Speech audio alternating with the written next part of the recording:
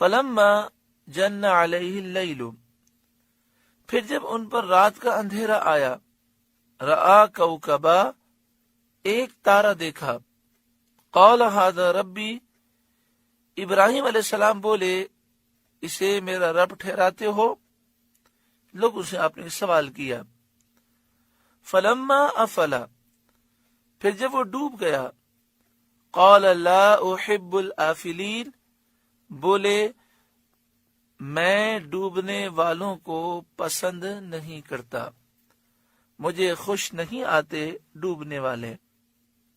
علماء تفسیر اور اصحاب اخبار و سیر کا بیان ہے کہ نمرود بن کنعان بڑا جابر ظالم بادشاہ تھا، اور پوری دنیا کا یہ بادشاہ تھا۔ ایک روایت میں یہ ہے کہ اس کی عمر 800 برس ہوئی۔ سب سے پہلے اسی نے سر پر تاج رکھا۔ یہ بادشاہ لوگوں سے اپنی پوجا کراتا تھا۔ کاہن اور نجومی کثرت سے اس کے دربار میں موجود رہتے تھے۔ نمرود نے خواب دیکھا کہ ایک ستارہ طلوع ہوا اور اس کی روشنی بڑھی اور اتنی بڑھی کہ سورج و چاند اس کے سامنے بالکل بے نور ہو گئے۔ جیسے مثال کے طور پر ایک موم بتی ہوتی ہے، بالکل اندھیرا ہو، رات کے وقت موم بتی جلائیں تو کیسی اس کی روشنی محسوس ہوتی ہے، لیکن سورج نکل آئے تو موم بتی کی کیا حیثیت ہوتی ہے۔ تو نمرود نے خواب دیکھا کہ ایک ستارہ طلوع ہوا اور اس کی روشنی اتنی بڑی کہ سورج اور چاند بالکل بے روشن ہو گئے۔ اس سے وہ بہت زیادہ خوف زدہ ہو گیا۔ کاہنوں سے اس نے خواب کی تعبیر پوچھی۔ انہوں نے کہا کہ اس سال تیری حکومت میں ایک لڑکا پیدا ہوگا جو تیرے زوال ملک کا باعث ہوگا، اور جو تیرے دین پر چلتے ہیں تیرے دین والے اس کے ہاتھ سے ہلاک ہوں گے۔ یہ خبر سن کے وہ پریشان ہوا۔ اس نے حکم دے دیا کہ جو بچہ پیدا ہو قتل کر ڈالا جائے اور مرد عورتوں سے علیحدہ رہیں،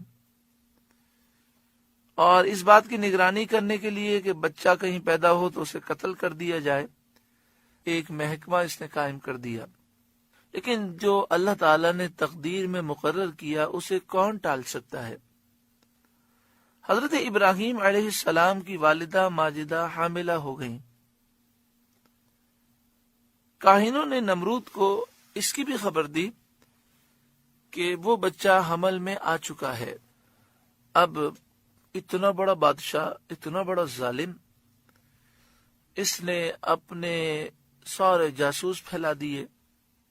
جو محکمہ قائم کیا تھا اس کو تفتیش کے لیے پھیلا دیا، لیکن کسی کو معلوم نہ ہوا کہ وہ کون سی خاتون ہے۔ جب زمانہ ولادت قریب ہوا تو آپ کی والدہ شہر سے باہر چلی گئیں۔ حضرت ابراہیم علیہ السلام کے والد نے شہر کے باہر ایک تہ خانہ بنایا تھا، کھدائی کی تھی اور ایک تہ خانہ بنایا تھا۔ تو آپ کی والدہ اس تہ خانے میں چلی گئیں جو آپ کے والد نے شہر سے دور کھود کر تیار کیا تھا۔ وہاں حضرت ابراہیم علیہ السلام کی ولادت ہوئی اور وہیں آپ رہے۔ پتھروں سے اس تہ خانے کا دروازہ بند کر دیا جاتا تھا۔ اللہ اکبر! حقیقت یہی ہے کہ رب العالمین جو چاہتا ہے وہ ہوتا ہے۔ ہمارے استاد محترم شیخ الحدیث و تفسیر حضرت علامہ خادم حسین رضوی دامت برکاتہم العالیہ فرماتے ہیں کہ میرے پیر و مرشد اکثر یہ فرمایا کرتے تھے، خدا خدا ہے، کہ انسان چاہے کچھ بھی کرنا چاہے اور جتنا بھی دین کو نقصان پہنچانا چاہے، رب جب چاہتا ہے فضل فرماتا ہے اور کوئی اس کا مقابلہ نہیں کر سکتا۔ تو یہاں نمرود نے اس بچے کو قتل کرنے کے لیے کتنے جتن کیے، مگر رب العالمین کا کرم دیکھیں، آپ کی والدہ روزانہ شہر کے باہر جاتی اور دودھ پلا کر آتی تھیں۔ کبھی کبھی ایسا بھی ہوتا تھا آپ کو تاخیر ہو جاتی۔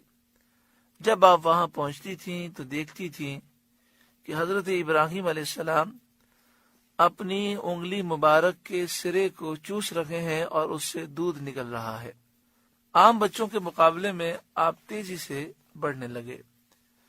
اس میں اختلاف ہے کہ آپ تہ خانے میں کتنا عرصہ رہے۔ بعض کہتے ہیں 7 برس، بعض